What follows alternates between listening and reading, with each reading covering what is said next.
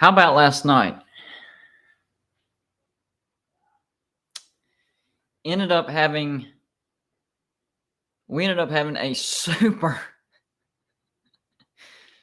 long live show because ESPN didn't get their programming correct. Oh man. So they here's what I don't get, guys. Here's why I was so angry last night. So usually they do the rankings reveal. I think it's 7. Usually they do it 7. Well, yesterday they scheduled it for 9. And whenever I looked at the programming on the TV, it said between the Michigan State Kentucky game and Kansas Duke game. In between the two basketball games was going to be the live reveal. What they didn't realize is sometimes basketball games, number one, even if they don't go into overtime, they still run overtime. And number two, you do have the possibility of it going to overtime. And in this one, they went into double overtime. So I went on live at like 8:45 and didn't even start till like 10 because that's when they started coming out. Because stinking Michigan State and Kentucky went into double overtime. ESPN, you have got to do your programming better than that. That was not smart at all. Games are unpredictable. You have no idea when they're actually going to end. I mean, what if it ended early? What if you had 20 minutes you had to fill? It just didn't make sense. Why didn't you stick with 7 o'clock? That's going to give you better ratings, too. I think the 7 o'clock slot for the playoff rankings reveal would give them better viewership as well. So why they did that, I have no idea. If there's an actual explanation for that other than, well, there was a basketball game. Yeah, I realize that. But they could have done the rankings before the basketball game because I'm pretty sure that the game itself didn't start till like 7 or 7:30. So they could have done it right before, right? ESPN, get your act together. That was horrible. They don't realize that they have YouTubers out here that do live shows specifically on certain things, and we had it timed, ready to go. All right, not 7 o'clock, 9 o'clock. That's fine. We'll still do that. Ended up going live for like 2 hours, and half the time I had to fill in with like nonsense stuff, like the basketball game itself, some of my life story as far as I used to be a basketball player, stuff like that. I had to do a lot of improvising, which, whatever. But still, that's not why people were here. People weren't here for me to improvise. They were here to watch the live reveal. So thank you, ESPN, for screwing that up. All right. I got it out of my system. I had to say it, guys. I had to say it. It's out of my system. So whenever I was thinking about what I wanted to talk about for this live show, of course, I want to talk about the two things that I talked about in my 2 videos today. Number one, the likelihood of Hugh Freeze being the next head coach at West Virginia.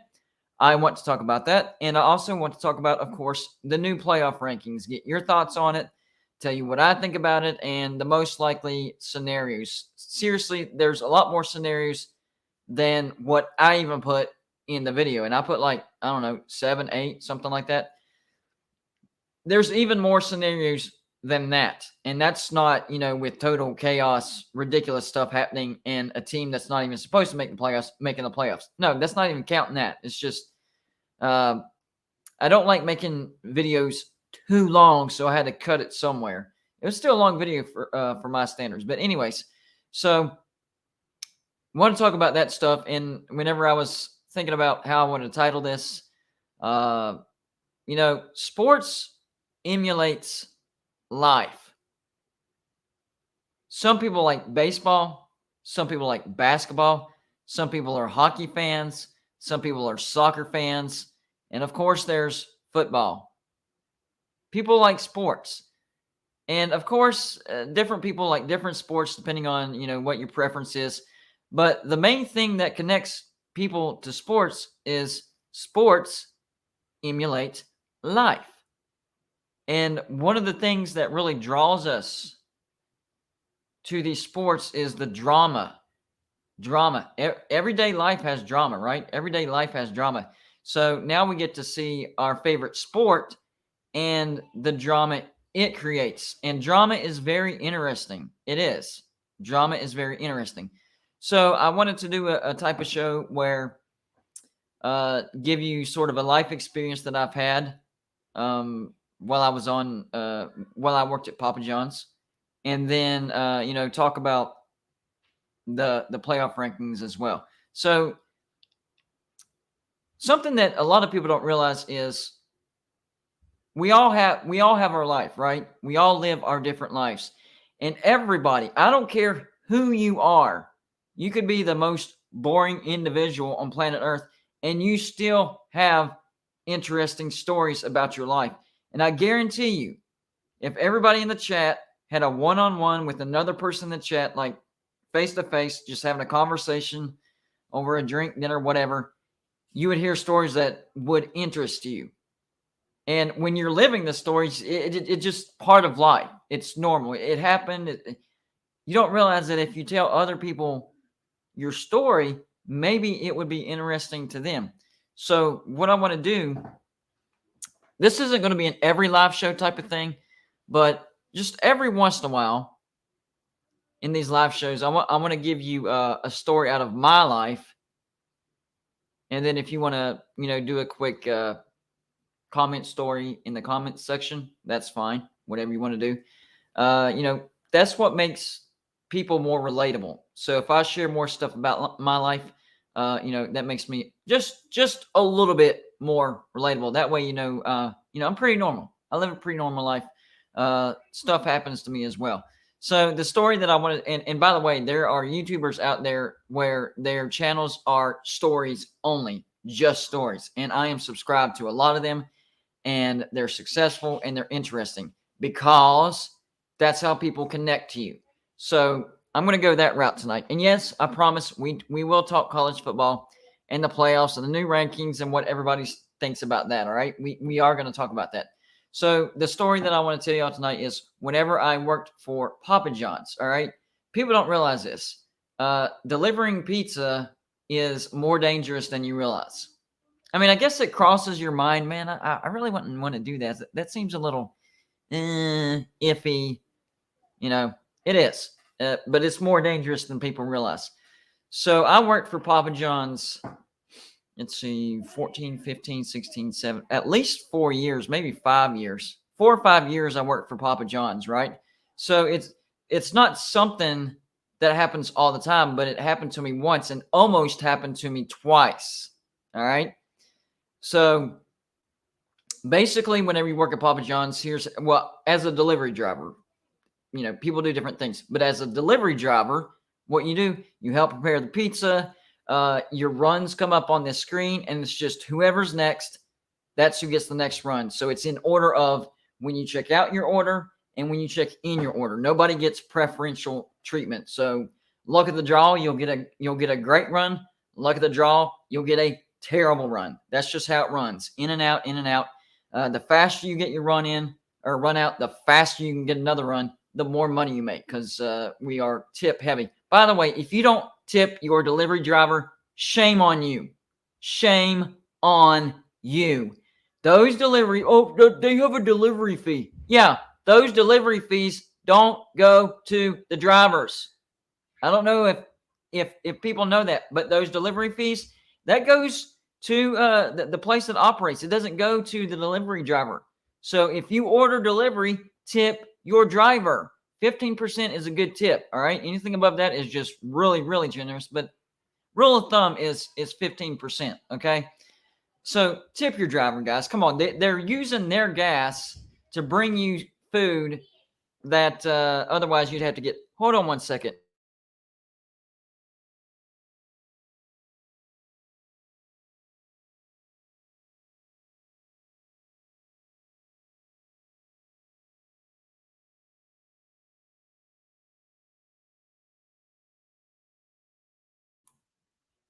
Sorry, my kids were getting a little bit loud, and I had to calm them down a little bit. Anyways, so yes, tip your driver. They are using their gas to bring you your food. That is a courtesy. So here's the rule that I live by: if I don't have the money to tip, I don't order delivery, because I've heard that excuse. Oh, I don't have the money to tip. Well, then don't order delivery. Go get it yourself. If you don't have the money to tip, Go get it yourself because they are using their gas to bring you your food. So if you take nothing else away from this live show, tip. Now the delivery fee argument is a whole different story. Delivery fee goes towards Papa John's. They charge people a delivery fee for ordering delivery. I don't know. That does not go to the drivers, guys. I promise you, 100%. As a former delivery driver, I have no reason to lie about this or argue about it because I no longer work with them. But I'm telling you, the driver does not get that delivery fee. So you'll have to get mad at Papa John's, Domino's, Pizza Hut, whoever. Get mad at them, but don't take it out on the driver. It's not his fault, okay? The delivery fee is not the driver's fault, okay? So the point is, tip. Whether you like the delivery fee or not, tip, all right? Anyways, I had to get that off my chest. So look at the draw. You either get a good run or a bad run. You never know. Now, the Papa John's that I worked for was divided into zones. It's like S7, which is like South 7 section, S1, N5, North 5 section, W2, West 2 section, stuff like that. So you know what part of town you're going to. And usually, if you saw a certain zone, you were like, yes, I'm going to the good zone. And if you saw another zone, you're like, oh, man. Let's just get this over with because in some zones, you're not likely to get tipped. You'll get tipped every once in a while, but you're not likely to get tipped. So I got a ticket for the bad zone on this story, right? So I get the ticket for the bad zone. I've been over to this street many, many times. I've driven this road many, many times. So I really didn't think anything about it. Didn't think much about it. Nothing peculiar happened. Nothing like that. So no alarm bells were ringing in my head. And we deliver at night all the time. In fact, I was a closer most of the time, so I was delivering as late as 2 a.m. So, delivering at night was no big deal. It's part of the job, right? Well, this was like a 9 o'clock, 9:30 delivery. I think it was springtime, early springtime, so still getting dark a little bit earlier, right? So I get to this house, and the garage light was on, but not the porch light. But usually it's like, well, even though it's not the porch light, it's still a light, right? So should be fine, right? So I get out of my car, get out of the driver's side, go over to the passenger side, pizza in its pouch, about ready to get it out. And whenever I got out to come around, before I even reached down, there was either 4 or 5. There's like 4 or 5 dudes that ran up on me. They looked like they were younger dudes, but how young, I'm not sure. They could have been as young as 16 or 17, and they could have been as old as, I don't know, 20, 21. So in that age bracket between 16 and 21, something like that. And there was 4 or 5 of them, something like that. So I'm about to go get my pizza. They came out of the shadows. When somebody says they come out of the shadows, these guys came out of the shadows. I've never seen anything like it. It was like they had camouflage on or something. It was crazy. You couldn't. It was. Let me see if I remember correctly. It was 3 white dudes and I think it was 4 guys then. Okay, 3 white dudes and 1 black dude. Yeah, so that's 4. It was 4 guys, 3 white dudes and 1 black dude. And these guys just came out of the shadows and swarmed me. And at nighttime, you are careful. You are looking around. So it did surprise me because I saw nothing suspicious on the way in this driveway. And I was in the driveway of this house about to walk the pizza in. And these 4 guys, the passenger door is open, right? And the pizza is in the seat. And I'm coming around the driver's side, getting the pizza, about to get it. And that's when they're all up on me. When I say all up on me, I'm talking like all up on me. Like they're breathing on my neck. All right? Breathing on my neck. And they had a firearm stuck right there on right side of my rib, firearm, right? They're like, you already know what this is. Just give us what you want. Give us what we want, and you won't get hurt. And I was like, all right, no problem.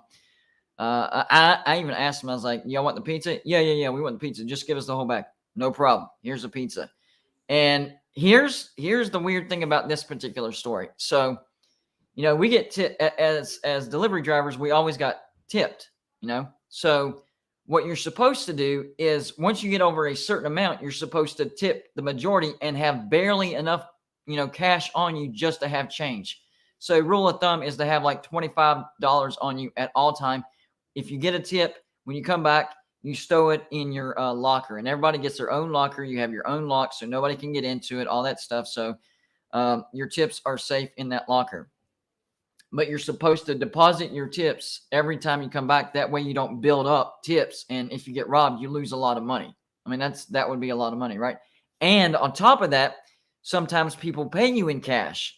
So, not only would they be robbing you of your tips, but they're robbing Papa John's of their money. And they don't like that. So you'd probably have to end up paying Papa John's back a certain percentage. I don't know how that goes because of what I'm about to say. Usually, I follow that. Deposit your tip. Don't get over 25, 30 bucks, right? Just enough to have change. Well, this night was a super busy night, and I was getting a lot of tips. It was a good night. I probably had between $200 and $300 worth of tips in my right pocket whenever this happened. $200, $300 tips, cash transactions, right pocket, right?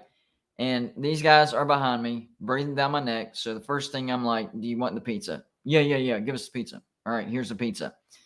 Give me your wallet and, whatever's on you, cash, whatever, all this. I'm like, right in my head, I'm like, all right, I got like $200, $300 in my right pocket. What do I do?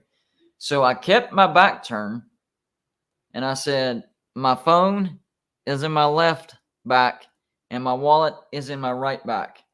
So I basically directed them to where I wanted them to go because I knew they were going to, they were there to rob me, all right? I was not getting out of that.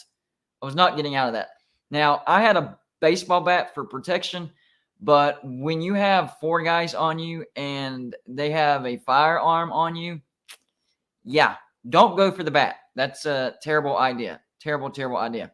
So they're wanting my stuff. And in my wallet, I don't save any cash in my wallet. Debit cards, yes, you can cancel those, and they didn't have the pin for that. They're going to still they're going to get a lot of stuff, but nothing super valuable. Pretty much everything in that wallet was replaceable, and you could cancel anything that was valuable, like any type of credit cards or debit cards, stuff like that. Which at the time I was a single. Divorced person, so I didn't really have any credit cards. I had debit cards, but of course, as soon as I got back, reported it, canceled. So I said, wallet, phone. Now, getting my phone, that sucked. I didn't like that at all. But at the same time, if they don't bust it up too quickly, you can actually track where it's at, and boom, you got them. So I didn't like losing my phone, but the phone that I had was one of those pay by the month phones. So even that, it wasn't like a Verizon plan where you had a $1,000 phone and you're still paying on it and you would still owe it even if it's stolen. No. This was a month-to-month phone. I paid like $50 a month for this phone plan. Of course, I wasn't doing YouTube at the time, so I didn't need it for anything like that. So I just had a basic cell phone that cost me $50 a month for the plan, and they got it in my wallet. They basically got nothing. Is the point. They basically got nothing. I directed them where I wanted them to go, but making them feel like they were getting what they wanted. You want the pizza? Yes. Here you go. Well, my wallet's on that side and my phone's on that side. They got it. They were gone. And I made sure to keep my back turned around. Number one, you don't want to turn around because, they don't want you to see their faces, and they can either knock you out or kill you. So always keep your back turned. And in this instance, I definitely wanted to keep my back turned because my cash, my tips, cash transactions, about $300 worth was in my front right pocket. So I kept my back turned. They didn't pat me down or anything like that. They got what I told them to get, and I wasn't hurt. When you get in situations like that, you really figure out what you're made of as far as how calm you can be, how you handle the situation. And before that situation, if somebody told me, hey, you're going to be in this situation, I'd be like, oh, no thanks. I would freak out and probably pass out. So I actually surprised myself at how calm I was and how I was in control of the situation, but I made them think that they were in control of the situation. That's the trick. Stay in control, but make them think that they're in control. And that's exactly what I did. I said, you want pizza? Here's pizza. My wallet's over here if you want it. Phone's over here if you want it. I ain't here to fight. There's 4 of you. Take what you want. So, but little did they know that I had complete control of the situation as far as directing them what I wanted them to get. And that's exactly what happened. If you're going to get robbed, you're going to get robbed. Nothing you can do about it. So once you're in that situation, just do the best you can to allow them to rob what you would prefer them to rob. I know you don't want to get robbed of anything, but if you have to make choice, if you have to make choices, make choices. What do I absolutely not want them to get? In my head, I do not want them to get that $300. So get my wallet. I can cancel the cards, whatever. Get my phone. It's a $50 a month phone, whatever. Yes, it set me back a little bit because I had to get a new phone. I had to get, identification. I had to get a new card sent to me. It was a pain. Not going to lie. It was a pain, but replaceable. So after it was done, remember what I said. I had what felt like a firearm stuck in my ribs, my right side of my ribs. All right. Did y'all forget that? It happened. So they're wrapping things up. They're about ready to leave. They say, stay turned around, count to 100, and then you can leave. I was like, all right, no problem. Well, we want to hear you count slowly. Okay, no problem. 1, 2, slower. 3, 4. All right, I got to about 6, and I heard a pop. And I felt a little. It wasn't that painful, but it felt like if you've ever been shot by a paintball gun or something like that, that's what it felt like. So I heard a pop, and then something hit me in the middle of my back, and I'm thinking, oh man, they freaking shot me. I did everything that they told me to do, and they freaking shot me. Are you kidding me? So of course I'm like reaching back to see if there's any blood. No. It doesn't even hurt that much either. What? So I get back to Papa John's and I report it, and I'm like, yeah, they shot me, but I don't know. It didn't really feel like anything. So they lifted up my shirt to take pictures and all that stuff. They held me up with a BB gun. Yeah, in the dark, you can't tell. I mean, it was one of those pump action rifle looking BB guns. It looked like a real gun, especially at night, and you just don't take chances with that. So I remember the pop, and then I felt that, and I heard them laughing. I distinctly heard them laughing as they were running off, and I thought maybe, they just robbed somebody, and they just think it's fun or whatever. But now I'm pretty sure they were laughing because they knew I was scared out of my wits because I thought they had a gun, and then they shot me with the BB gun, and they knew that probably freaked me out as well, but it was just a BB gun. So they thought that was funny, and it was a joke to them. Yeah, it was a joke to them. So, after it was over and I got back to Papa John's and reported it and I started processing it, I was like, now that I know that it was a BB gun and I knew that they weren't really there to hurt me, they just wanted to get some things, I was like, that okay, that wasn't a big deal. But then when you rewind to the actual moment, it was a big deal as you're going through it. Now, once it's done and over with, and you realize that you were not really in danger at any point, then you're okay. After the fact, and you realize, oh, man, you know what? I really wasn't in that much danger. I mean, it sucks that I got robbed.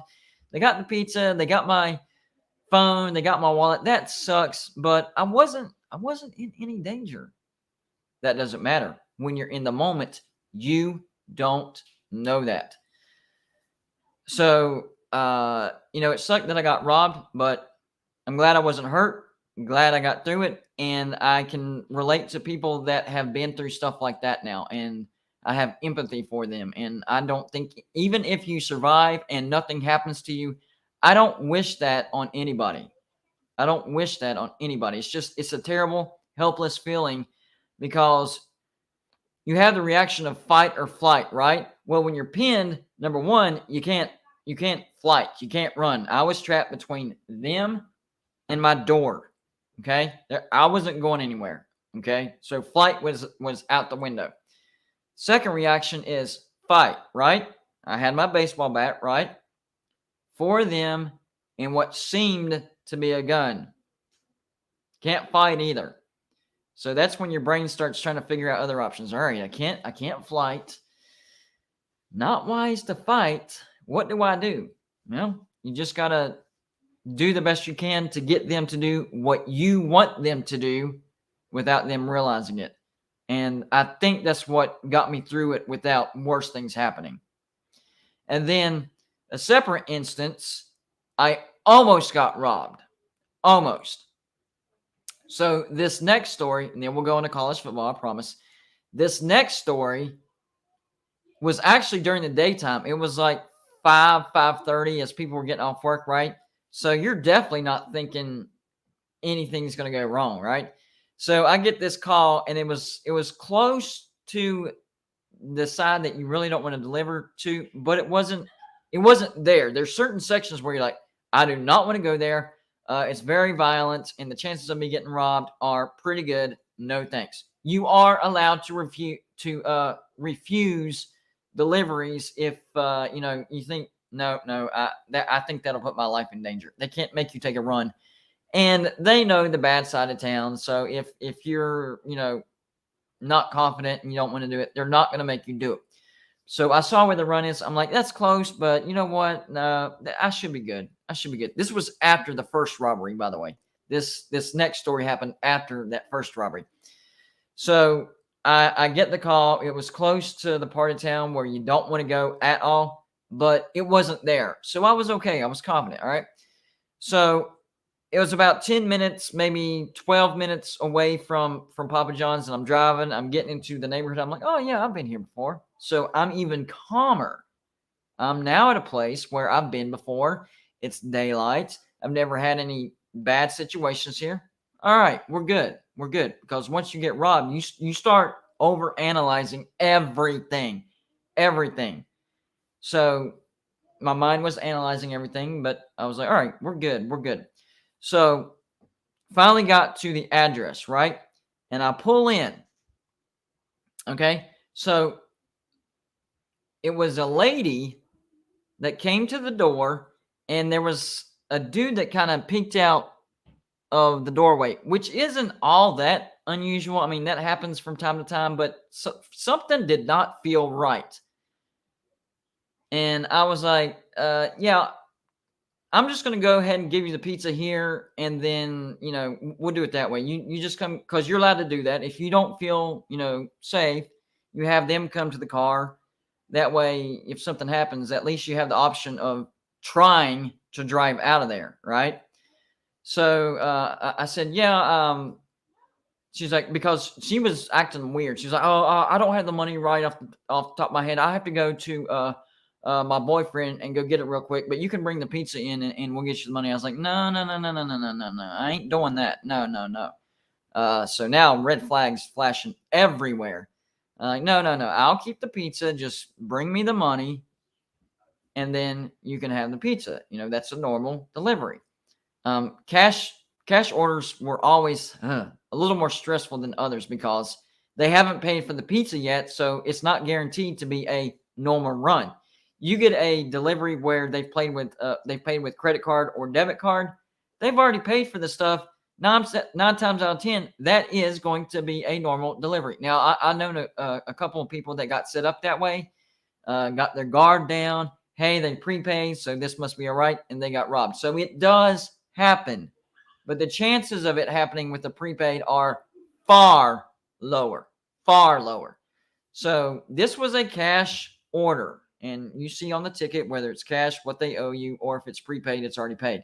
This was cash. She was fumbling through her purse. No, I don't got the money. I got to go to my boyfriend and get it. I was like, yeah, I'm staying right here. Okay. Take your time. I'm not in a rush. Even though I was, delivery drivers are always in a rush because we make our money. Even though I don't work as a delivery driver anymore, I still say we because that's how my mind is. We are in a hurry because that's how you make money. You make money in turnover. The more deliveries you do, the more money you're going to make. So that's another thing to keep in mind whenever you do order delivery. Try not to hold up your delivery driver for too long because you're costing him money. So the two worst things you could do together, number one, don't tip him. And number two, you keep him longer than you should. Don't do that. That's just being a jerk, all right? That's being a jerk. Don't do that. So when you get delivery, tip your driver and get the transaction done as fast as possible because every run is money. When you don't tip, you're costing him money. When you take up his time, you're costing his money. You're costing him money. That's how he makes his living. They get paid like $3.50 an hour. So tips are basically everything to delivery drivers, waitresses, waiters. Always tip your waiter and waitresses. So remember this. I know I got sidetracked a little bit. Remember this, people. If you don't have the money for a tip, then don't order delivery and don't go to a sit-down restaurant that has waiters and waitresses. All right? Just don't do it. That's messed up and it's impolite.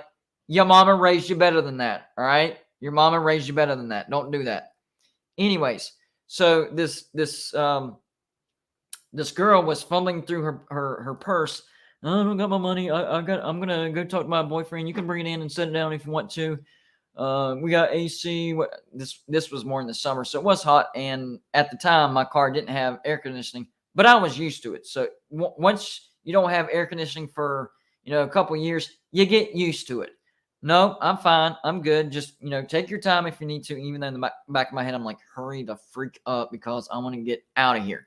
But you don't want them to get mad. You're trying to be nice so you get a tip, right? And then when she went in, I saw 3 guys starting to walk out, and I was like, oh no. Nope. Boom. Put it in reverse. I spun out of there and got out of there. So whenever I got back to Papa John's, because sometimes you do bring back a delivery, whether it's, we really didn't want that, then why'd you order it? Fake address, those happen, or the pizza got messed up somehow. You do bring stuff back, so that's normal. So it was a bring back, and I said, yeah, I did not feel safe there. They were acting ridiculous and weird, and to be honest with you, I think they were going to rob me. That's what I said. So if they call back and they, hey, can we have our order back, whatever, blah, send somebody else because I'm not going. Here's what tipped me off for sure, knowing that I had just gotten set up and avoided a robbery. They never called back for their delivery. If you just ordered a pizza and that's why you ordered it, your delivery driver comes and you see him talking to your girl, trying to get the money and get out of there, and your girl's like, no, I'm going to go find my money. She comes back to you, and then he gets out of there. If there's nothing shady going on, what you going to do? Yeah, Papa John's, you got a crazy delivery driver because he just pulled it in reverse and got the F out of here. What's wrong with that guy? We need our pizza. Get our pizza back up here, please. In fact, give us something free. Please. That's what you're going to do, right? That's what I would do. So whenever I got back, they never did call back. So that, in the back of my mind, I'm like, yep, that's what that was. That was going to be a robbery, and I just avoided it. I just avoided a robbery for sure, without a doubt. Here's the scary thing, okay? Robberies aren't all the same. You never know what could happen, right? You just don't know. So with the other robbery, they got me while I was out of my car, getting the pizza out of my car, or attempting to, right? So they pinned me between them and the door. And so I just tried to take control of the situation. With pizza, get the pizza. There's my wallet and my phone. Directing them away from my $300 worth of tips that I shouldn't have had. I should have dropped it in my locker, but I didn't. So I had to make some decisions. But what if in this situation, they were trying to get me to come in? That's a whole different ballgame, people. That's a whole different ballgame. I still get a little nervous talking about it because, yes, I was able to avoid it. Yes, 100% I know without a shadow of a doubt that would have been a robbery. But you can't help but your mind wonder, man, what if? What if I would have not listened to my intuition and I would have went in there? What would have happened to me? So always keep your wits about yourself. This isn't just for delivery drivers. This is for everyday life. There's some bad people out there, guys. There's some bad people. And like I said at the beginning of the show, a lot of people go to Blue. You usually talk about college football. Why are you talking about robberies? Well, at the beginning of the video, I said some of these live shows, what I want to do is I want to give you pieces of my life, because what we don't realize is sports emulates life. The reason why people get so attached to a certain sport, whether it be football, basketball, baseball, soccer, whatever it is, the reason why we as fans get attached to sports so much is because sports emulates life. And one of the great things about sports is the drama. What's one of the best things about college football? The college football playoff rankings. You know what? I'm actually glad that when the rankings come out, I disagree with it most of the time. I'm actually glad that happens, because if they had the teams in the order exactly the way that I wanted to, I'd be like, yeah, that's right. Now what? It'd be boring. It'd be boring. So I know the playoff rankings do aggravate me. Don't get me wrong. That's a fact. They do aggravate me. But at the same time, it's entertainment, it's drama, and it keeps you coming back. Like, if the playoff rankings remain unpredictable, that's what keeps you coming back. If they were exactly the same and you knew exactly what was going to happen, I mean, I would still watch, because I'm a diehard football fan. I would still watch, but it wouldn't be with as much anticipation and happiness, whatever. I like whenever they don't make sense. Whenever they put LSU at number 10 in the first week, did I hate it? Yes. Did I think it was ridiculous? Yes. But at the same time, I actually loved it. I'm like, did they? I'm not dreaming. They really put LSU at number 10. This was before they beat Alabama, too. So, like, nothing in the world made that make sense. But it's what makes this fun. Nonsense makes this fun sometimes. It really does. If everything happens the way it's supposed to, and it all happens in order exactly the way it's supposed to happen, life would be boring. It's the strange things, the random things, and the unexpected things that make life interesting, right? Now, there's good, strange things, unexpected things, and there's bad, strange, unexpected things. So the two stories that I gave you today were the bad ones. The robbery and the almost robbery were two things that I was not expecting at all. But I learned from it. I was always a careful person, but I wasn't. I always saw good in everybody, and for the most part, I still see good in most people. But I'm telling you, there's some people out there that are just they're just bad. All right. So keep your wits about you. Always have a plan. And if you do find yourself in a sticky situation, at least try to remain in control. If your option of fight, if your options of fight or flight are not going to happen, not possible, just try to take control of the situation. All right, guys. So there's my stories for the night. You know what I'll do? I'll do one live show a week. I'll do it on Wednesday, and I'll give you some more stories. Trust me, I have a ton of stories like this. So we're just scratching the surface. I've had some crazy things happen to me, as have you. I'm sure that you could tell me some stories that I'll be like, whoa, man, how did you get out of that? I don't know. So this is what I'm talking about when I'm saying when you share your stories, you can relate to other people better. So I promise I will share more of my stories for the weeks to come. You know what? I've been yapping so much that I forgot to remind everybody. If you haven't, please hit the like button, guys. Please. Even if you're not a West Virginia fan, and even if you hated the stories I just told, even if you downright hated them, hit the like button. It's what helps these videos the most, because when you hit the like button, the more likes these videos get, the more it hits the YouTube algorithm, the more it gets suggested, people click on it, and we grow our audience. So you're not just helping me, you're also helping yourself.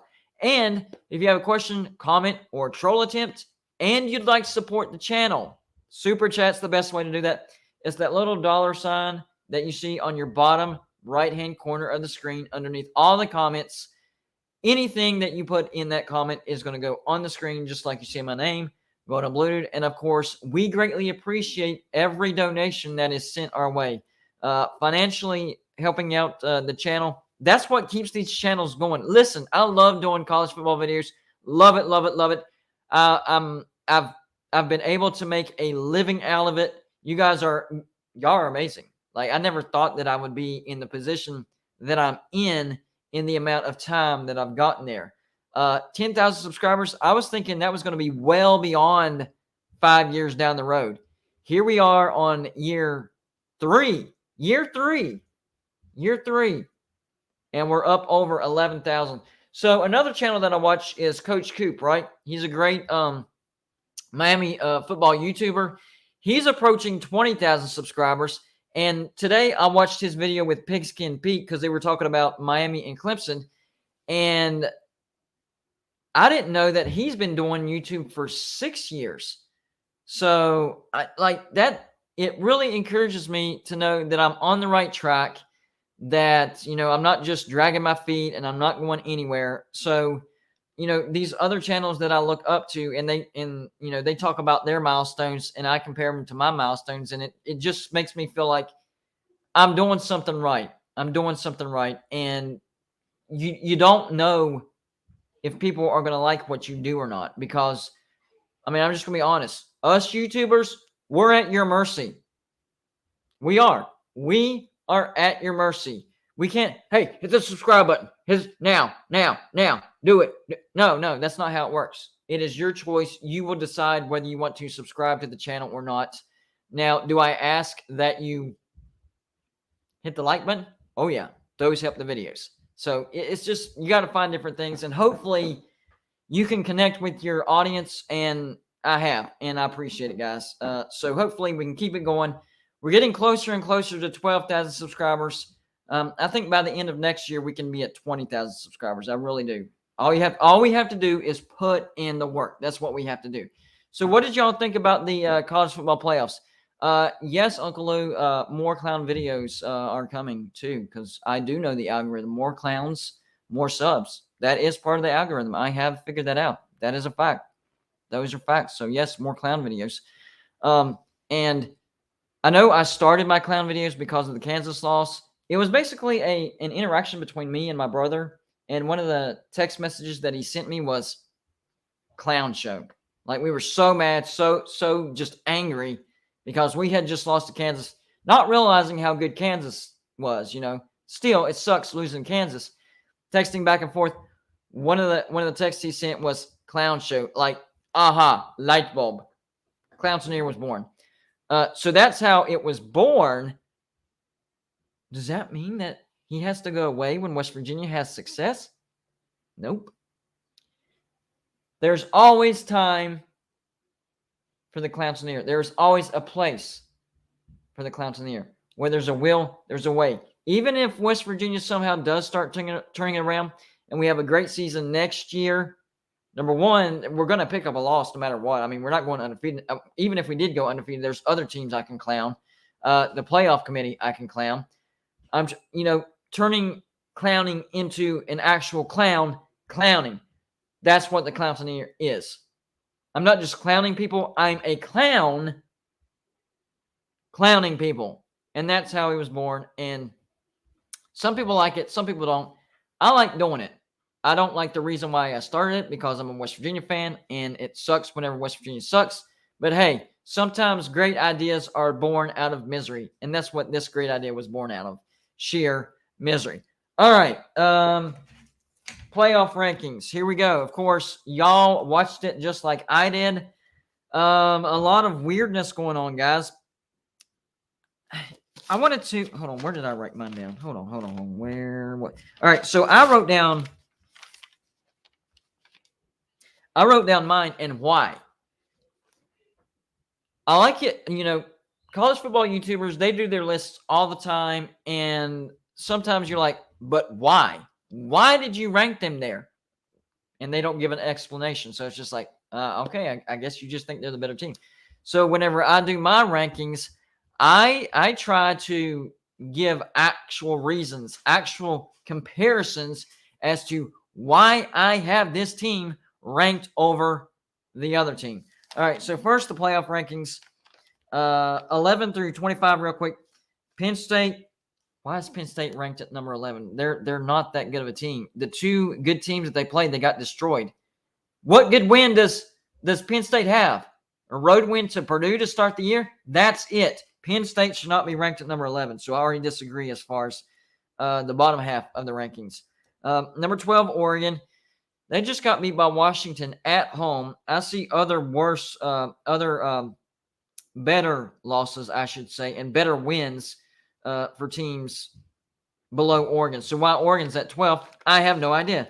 Number 13, North Carolina. Y'all already know I disagree with that. They only have one loss. I think they should at least be in the top 10. Number 14, Ole Miss. Overrated. That's too high. Number 15, Kansas State. Yeah, that's too high for Kansas State. I'm not understanding why Kansas State is ranked that high either. I don't know. They have one ranked win, well, two ranked wins, but Oklahoma was one of them. Oklahoma's turned out to be not so great. And they have 3 losses against Tulane, TCU, and Texas. Why is Kansas State ranked at number 15 with 3 losses? I don't know. Okay, let me rephrase what I said about Penn State.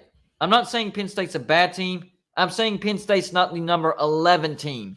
There's other teams that are ranked below Penn State that are better than them. That was my point. Kansas State with 3 losses at number 15, totally baffling. I have Kansas State at 21. Number 16, UCLA. I'm basically okay with that. Number 17, Washington. I'll explain why I would have Washington higher. Number 18, Notre Dame. I'm okay with that. Number 19, Florida State.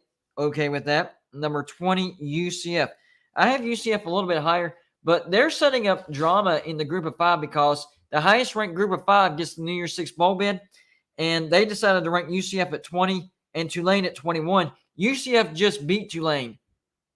Just beat them, and they're only 1 spot above Tulane. Last week, wasn't UCF at 23 and Tulane non-ranked? I'm very confused, or maybe it was the other way around. Bottom line is UCF should have some space between themselves and Tulane. They just beat Tulane, so there should be some space between that. Number 22, Oklahoma State. I'm okay with that. Number 23, Oregon State. Y'all know I've been high on Oregon State, but I don't think Oregon State should be ranked at this point in time. Number 24, NC State. It's a little low. No, that's about right. Excuse me. And then finally, number 25, Cincinnati. The biggest thing that I have issue with, and the reason I mentioned Oregon State, I don't think Oregon State's a bad team, but they don't have any good wins, and they have 3 losses. Compare that to Coastal Carolina, no good wins, but they're 9-1. So a 3-loss team that doesn't have any good wins versus a 1-loss team that doesn't have any good wins, the 1-loss team should get in. Coastal Carolina should be ranked. So I disagree with that immensely as far as Coastal Carolina not being ranked. So at number 25, I do have Coastal Carolina. And for the reasons I mentioned earlier, no, they don't have a good win, but they only have 1 loss. Oregon State, they don't have any good wins, and they have 3 losses. Oregon State out, Coastal Carolina in. Number 24, Oklahoma State. So basically the same. They have losses to TCU, Kansas State, and Kansas. 2 decent wins were against Baylor and Texas. Oklahoma State, as of right now, they are a borderline top 25 team. I had them at number 24. Number 23, only 1 spot difference from the playoff rankings. NC State, they have good wins against Wake Forest, Florida State. They lost to Clemson, Syracuse. That's not so bad, but what really dropped them was losing to Boston College. That's not good at all. That's why they're as low as they are. Number 22 is Cincinnati. Hold on, guys. My kids are stomping again. Hold on.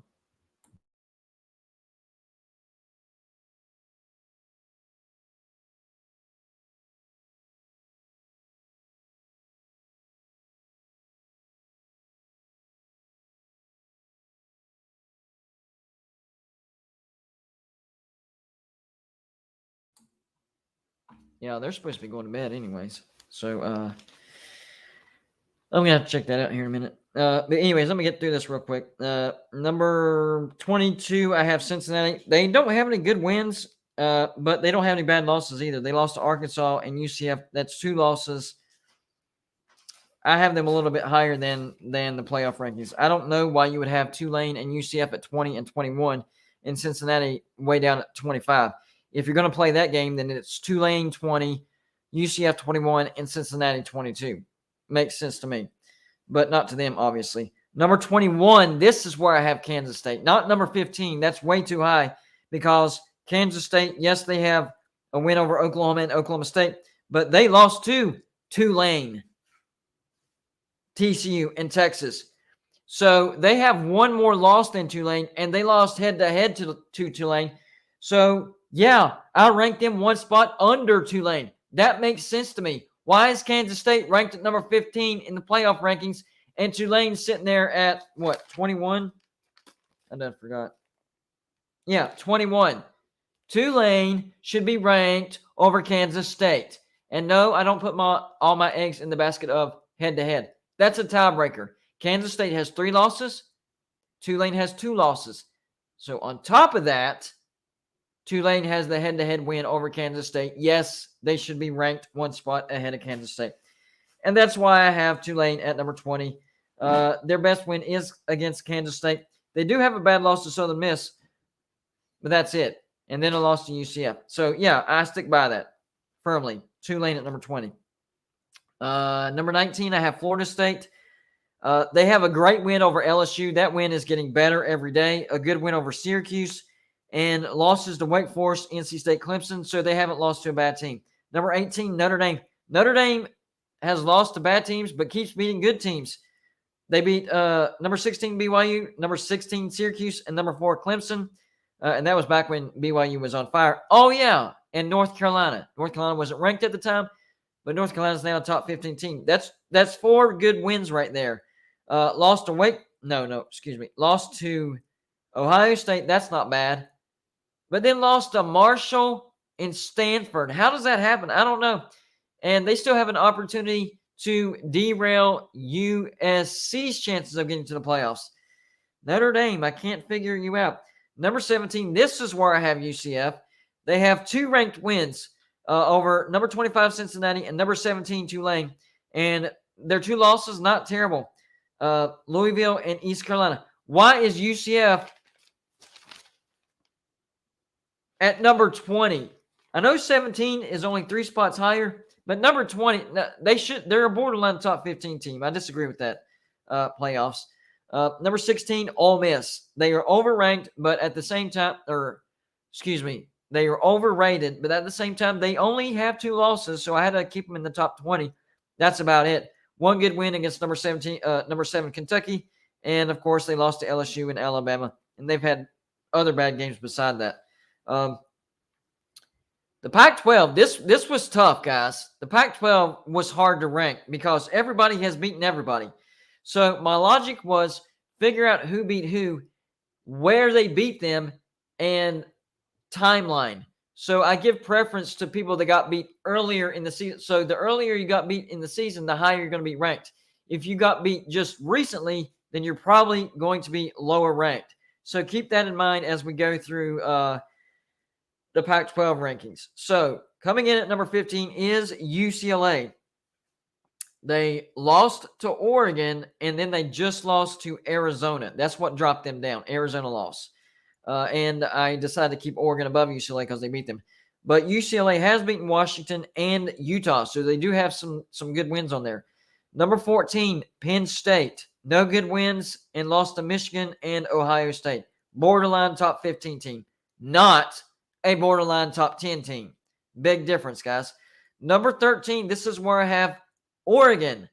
Good wins over number 12 BYU and number 9 UCLA.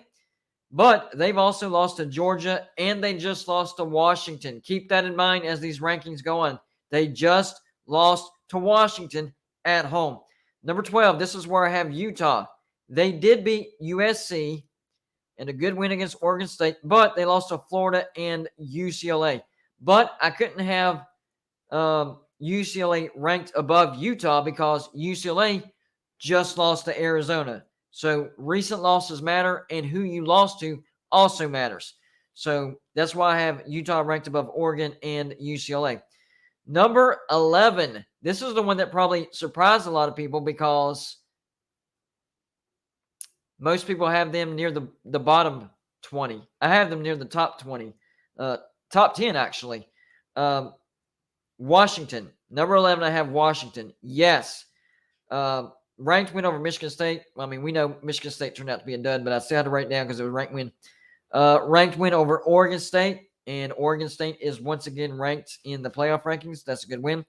And they just beat Oregon. Now, they did lose to UCLA and Arizona State, but that loss to UCLA happened earlier. That's why I don't have them ranked under UCLA. Everybody's beaten everybody. You have to take into consideration where they lost and when. And that happened a little farther back, and UCLA just lost to Arizona. That's what hurt UCLA the most. So I actually have Washington ranked the highest out of all the Pac-12 teams that have 2 losses because they just beat Oregon. All right, top 10. I do have Alabama in my top 10. I know I've been down on them, but I've only been down on them because they're above certain teams. Then they're ranked a little too high. But I still have Alabama as a top 10 team. They're a good 2-loss team, but they are overranked in the playoff polls. A ranked win over Arkansas, even though Arkansas is not ranked anymore. Same thing with Mississippi State. And a good win against a ranked Ole Miss and Texas. Even though Texas isn't ranked anymore, that's still a good win. And, of course, they did lose to Tennessee and LSU. Those aren't bad losses. Those are about the 2. Cats making noise, too. Stop it, Munch. Stop. He's trying to get into the treats. I just fed you. Man, our cats are like freaking, I don't know. Anyways, lazy and they eat too much. All right, where was I? Alabama. Yeah, they don't have bad losses, but they don't have any blow your mind wins. I mean, their best win is Ole Miss, and Ole Miss is a tad overrated. However, I still think Alabama is a top 10 team. Number 9, this is where I have LSU, and it still has them as the best 2-loss team. I think LSU is the best two-loss team, and as such, I have them ranked number 9. Good wins over Ole Miss and Alabama, yes, but don't forget, they did lose to Florida State and Tennessee. They got blown out by Tennessee. So I have them at number 9 as the best two-loss team. Number 8, this is the one where people really don't like me, North Carolina. They only have one loss, and it's against Notre Dame. They didn't get blown out by Notre Dame either. North Carolina is better than people realize. They have a great offense. Their defense is not good, but they score a lot of points. They have good wins over Duke and Wake Forest. So because of their strength of schedule, I have them the lowest of the one-loss teams. So I'm not saying that they're a playoff team right now. I'm just saying they're the worst one-loss team, so I have them at number 8. I try to keep everybody together, you know? One-loss teams, two-loss teams, and three-loss teams. So by me ranking North Carolina at number 8, I'm saying they're the worst one-loss team, and that's where they fall. LSU is number 9 because they're the best two-loss team. I don't understand how these people are like, this two-loss team is better. I mean, Group of 5 and Power 5, that's a different story. That's gauged differently. You can't do that. All Power 5 teams should be on the same level when they're being ranked, right? 2 losses with 2 losses. Who's the best two-loss team? Let's figure that out. Rank them.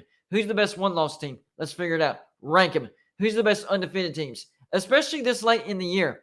Now, at the beginning of the year, whenever things are still getting figured out, you know, mayhem happens. It happens. But this late in the year, you should be like, all right, the one-losses are here. Who's the best one-loss? Who's the worst one-loss? And yes, I do have North Carolina as the worst one-loss team at number 8. And they get to play, well, Georgia Tech, that's not going to be a test. NC State is a good team. They get them at home. And then, of course, they get Clemson in the ACC Championship. So they'll get their chance of proving whether they can make the playoffs or not. And we'll see how that turns out. So, yes, I do believe that North Carolina is the worst one-loss team, and that's why they're at number 8. Number 7, this is where I have USC. So, yes, I am saying that USC is the second one-loss team. Why am I saying that? Because their best win is against Oregon State. Yes, they only have one loss, and it was a 2-point conversion loss to Utah, but they really haven't played a good schedule. So I have them as the second worst one-loss team, and I have them at number 7. Why are people, why does the play, answer me this, everybody that's down on North Carolina, oh, North Carolina hasn't showed me anything. Okay. Then why does the playoff committee let me make sure I say this right. Why does the playoff committee have USC ranked exactly where I have them at number 7? When they've done the same exact thing.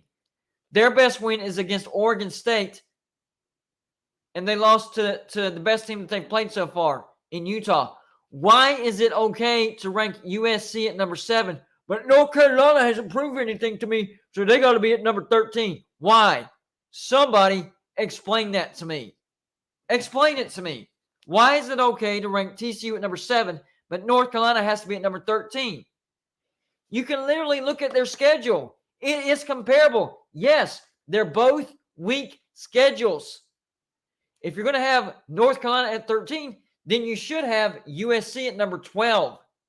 I'm going the other route. Since we have USC at number 7, that's why I have North Carolina ranked number 8. Are you starting to comprehend that, people? Are you starting to comprehend? Do I need to explain it again? USC at number 7, then North Carolina put them one spot under because North Carolina has 2 good wins against Duke and Wake Forest. USC only has 1 good win against Oregon State. Neither team really has a bad loss. Notre Dame is starting to prove that they're a really good team.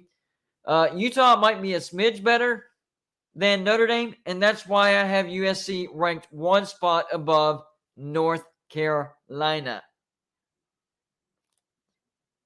If you're not comfortable with North Carolina being at number 8, you want them at 13 like the playoff committee, then you better be saying USC belongs at 12. These 2 teams need to be ranked right beside each other. They are mirror images of each other. Their schedules are mirror images of each other. So wherever you ranked one, you better have the other one right beside of it. That's where I have the biggest issue with these playoff rankings. Saying USC is the number 7 team in the nation, and they have a path to the playoffs if they win out. But North Carolina, North Carolina hadn't shown me anything. They deserve to be number 13, and even if they win out, they'll probably not make the playoffs. Why? Schedules are comparable. The teams look almost identical. Makes no sense when you really think about it, guys. That's why I keep all the 2-loss teams together, all the 3-loss teams together, 1-loss teams together, undefeated teams together. It's just easier to judge it that way. Otherwise, you're making stuff up and just saying, no, they just look better. That's people's argument. Oh, they haven't proven anything. They just look better. Hearsay. That's all that is. Number 6, this is where I have Clemson. Yes, they just got blown out by Notre Dame, but that doesn't wipe out the fact that they beat Wake Forest, NC State, Syracuse, Florida State, and Louisville. Louisville is also a good win. Yes, you dropped Clemson when they got blown out by Notre Dame, but you don't drop them as far as they dropped them. That was too big of a punishment. LSU got blown out by Tennessee, and LSU is ranked above Clemson by 3 spots. 2 losses, they got blown out. Clemson, 1 loss, they got blown out. Why is LSU 3 spots above Clemson? Riddle me that. It makes no sense. I have Clemson at number 6 and LSU at number 9. Basically flip-flopped them. Number 5, I have Tennessee. Ranked wins over Pitt and Florida. I know they're not ranked anymore, but I had to list them. But they beat number 25 LSU at the time. Of course, LSU is ranked much higher. Number 3, Alabama. And number 19, Kentucky, who just lost to Vanderbilt. However, I do think that Tennessee is a good team. They just went on the road, and they had a good showing. They still lost. They really didn't have a chance to beat Georgia, but they didn't embarrass themselves. I thought that was a good showing by Tennessee. So I agree with the playoff committee. Tennessee, number 5. Number 4, Michigan. Michigan only has 1 good win, and it's against Penn State. That's it. They haven't had a bad game, I will say that. But their schedule is the cushiest of any of the undefeated teams. So how do you separate ranking different undefeated teams? Well, you got to look at their schedule, strength of schedule, what their wins look like, and if they've had any bad games. All right, what's going in Michigan's favor? They haven't had a bad game. The problem is they haven't had a tough schedule. Maybe that's why they haven't had a bad game, right? But they beat number 10 Penn State at home. Top 4 team. They're in the playoffs as of right now. They get Illinois next, and Illinois is falling off a cliff. That should be an easy win. And then on the road to Ohio State. That's their season right there. Michigan's schedule was so easy this year that their season comes down to 1 game. That's a road trip to Ohio State. So they could look really good up to that point, possibly staying right there at number 3 according to the playoffs, right? And then they get absolutely destroyed by Ohio State, and the rest of their season means nothing. And it would really show that they had one of the biggest pillow schedules ever seen. It really did surprise me whenever I saw Michigan's schedule. I had them undefeated up until like 8-0, 9-0, something like that. So I'm not surprised that they're still undefeated. And I don't think that they are as good as what they were last year. But because of their schedule, they're still undefeated.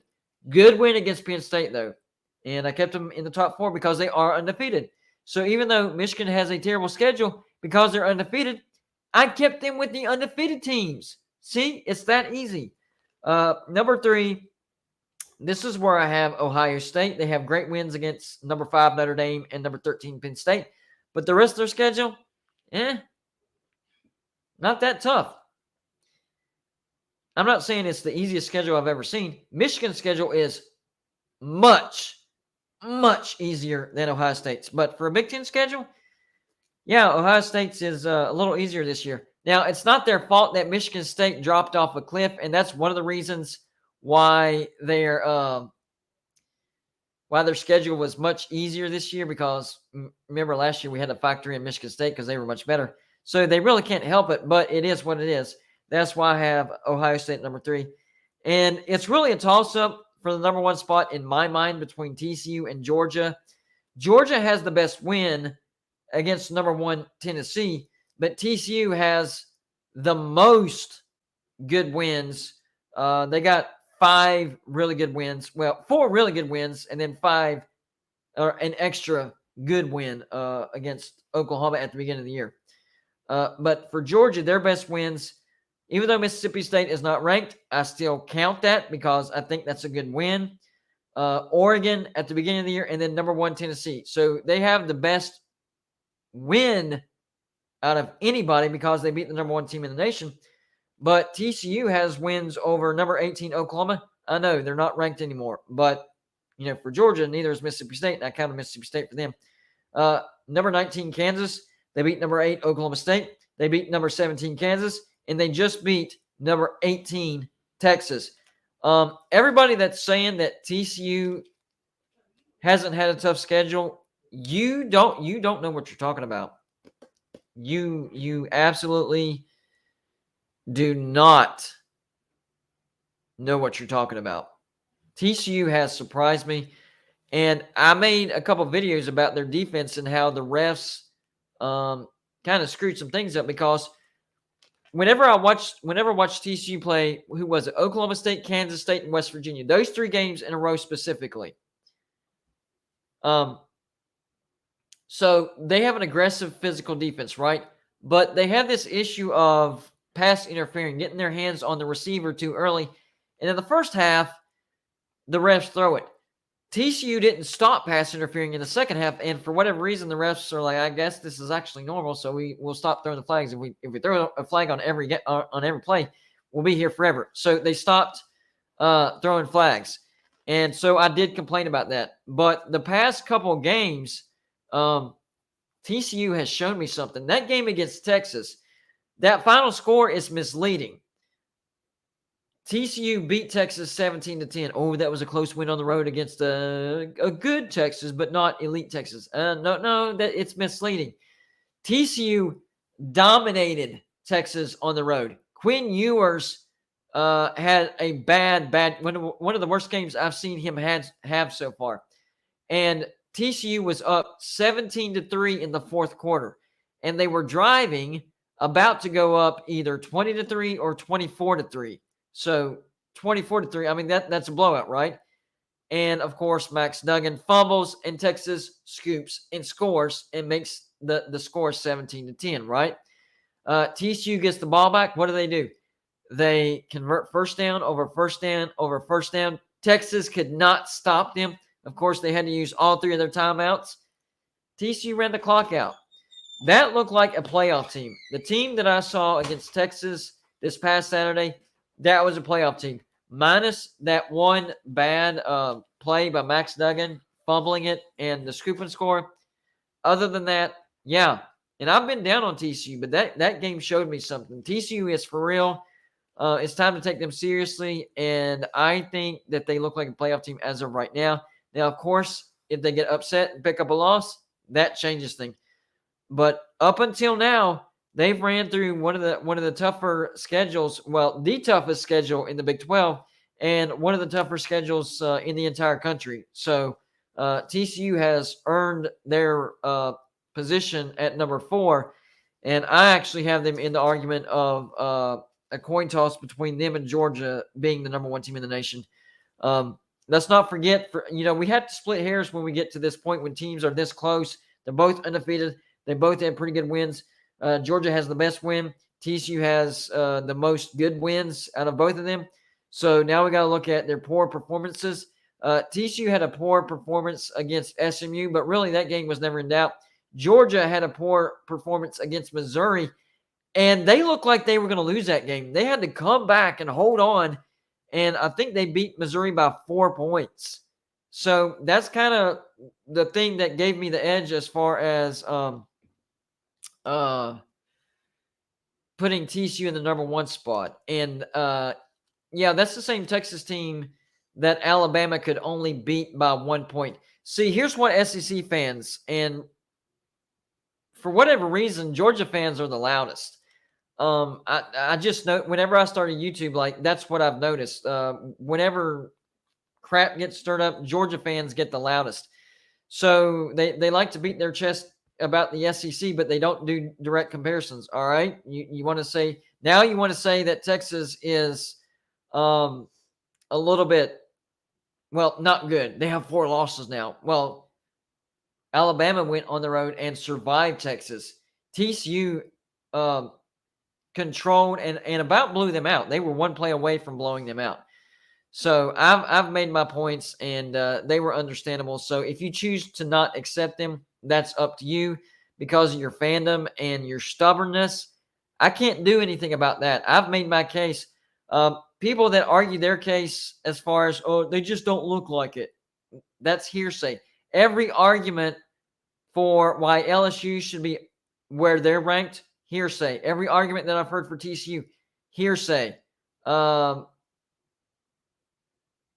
Matthew, more hearsay. UGA could have made 2 garbage TDs at the end of the Mizzou game, but chose to chew clock. That's not the same game that I watched. No, sir. Hearsay once again. Hearsay. Those arguments are hearsay, man. You have to go by what actually happened. That's why I do direct comparisons. But anyways, I got to get off here. Got to take the kids to school in the morning. This ran a little bit over. I did not plan on going this long. So, yeah. Anyways, hope you all had a good time. I'm going to do more of these live shows where I give you a story from real life and, then talk sports about it, because I think whenever you make yourself more relatable, people will want to come back and watch more of your shows. So we'll do more of we'll do more of that here in the future. But Georgia fans, keep clowning. I enjoyed. It's very entertaining. Anything that I say that's not Georgia praising, I'm the dumbest idiot in the world. If I say anything even remotely negative, I really haven't been negative towards Georgia. I really haven't. But because I have them in a coin flip between them and TCU in the number 1 spot, then all of a sudden I'm an idiot. Last year when I was praising Georgia and I said this was one of the greatest teams of all time, oh, I was their best friend. Yeah. I was absolutely their best friend. So obviously, if I'm not saying Georgia's the best team ever 24/7, there's problems with Georgia fans. So it is what it is. I can't do. I'm sorry, Georgia fans. I can't do that. Whenever Georgia is that dominating, you already know I say so. I did it all last year. In fact, I'm still convinced that Georgia laid down for Alabama because they were so dominating last year. The only reason that makes sense as to why Alabama did what they did to Georgia is because Georgia let them. This year, Georgia has struggled, Georgia fans. You can't have the same confidence that you had last year. I'm sorry, you can't. Georgia mauled through their schedule last year. I mean, absolutely tore through it. You've struggled this year. So once you get to the playoffs, even myself last year, I knew they were going to blow out Michigan, and I knew that they were going to handle Alabama. They were that good. Guys, y'all are going to have to accept you're not that good this year. You're not. You're good. You're playoff worthy, but you're not dominating good to where nobody can touch you. Last year, yes, you were 100%. And if you watched last year, they were dominating. One of the best teams I've ever seen, especially defense. So, yeah, I remember the Carolina. Oh, I thought you said Carolina bet. Yeah, I've made predictions where I was wrong. What's your point, dude? You're making yourself look very. You're starting to troll me, dude. I'm trying to figure out what's going on with you, because yesterday you called me a welcher and today you're trolling me again. So I don't know what happened between me and you, but let me know what happened. Let me straighten it out, because you're turning into a troll, bro. You're better than that. Okay, you're better than that. But anyways, y'all have a good night. I got to get off here. Hopefully you had a good time. Forgot about your stresses just for a little bit. Yes, you did call me a welcher. You did. You said, I know I'm not getting my money back, even though Carolina South Carolina's not going to reach 8 wins. That's calling me a welcher. Yeah, you did. So, anyways, y'all have a good night. I'll be back live tomorrow. I don't have any problems with you, Matthew. Okay, that's not what I'm saying. I'm saying you're acting like you have problems with me. I don't know what happened. I don't know what I did. So, anyways, we'll be back tomorrow. Enjoy the rest of your Wednesday. Hump day. That means it's all downhill on to the weekend. Hey, we only got 2 more weeks of the regular season, guys. Soak it in. Not much left. There is not much left, guys. Soak it in. All right. Anyways, I'm exhausted. For some reason, I'm really retired today. I'm exhausted. Y'all have a good night. I'll see you tomorrow.